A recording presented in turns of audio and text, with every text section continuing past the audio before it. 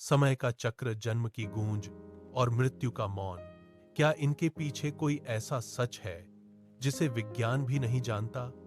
कठोपनिषद की गहराइयों से निकली यह कहानी, जहां एक बालक नचिकेता की है जिसने मृत्यु का रहस्य जान लिया। यज्ञ की अग्नि धधक रही थी, पर दान में स्वार्थ की मिलावट थी।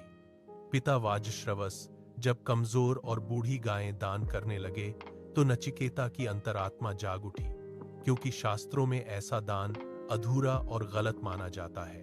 इसीलिए वह बार बार पूछने लगे, पिताजी, मुझे किसे दान करेंगे? उनका उद्देश्य विरोध नहीं, बल्कि सत्य को समझना था। लेकिन बार बार पूछने पर क्रोधित होकर पिता ने कह दिया, तुझे मैं यमराज को देता हूं। पिता के कहे शब्द वापस नहीं हो सकते थे।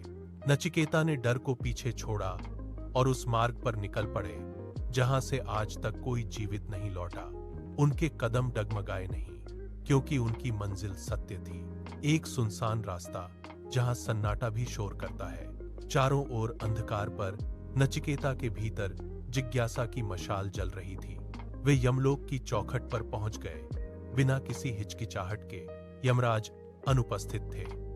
3 दिन और 3 रातें बीत गईं, न अन्न न जल। एक बालक यमराज के द्वार पर काल की प्रतीक्षा कर रहा था। यह केवल प्रतीक्षा नहीं, बल्कि एक साधक की अडिग परीक्षा थी। जब मृत्यु के देवता यमराज लौटे तो एक बालक के धैर्य के सामने उन्हें भी नतमस्तक होना पड़ा।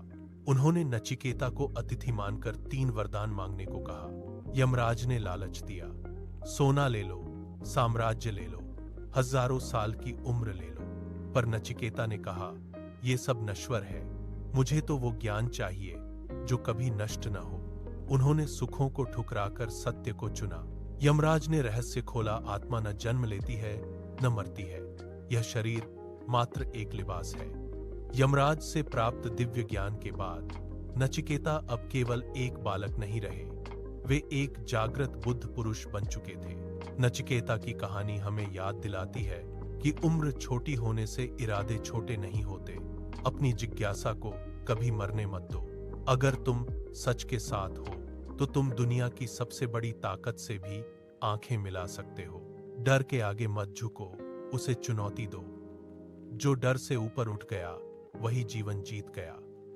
अगर नचिकेता की तरह डट गए तो जीवन के सबसे बड़े रहस्य भी तुम्हारे सामने झुक जाएंगे। जो सच की तलाश करता है, जीत उसी की होती है।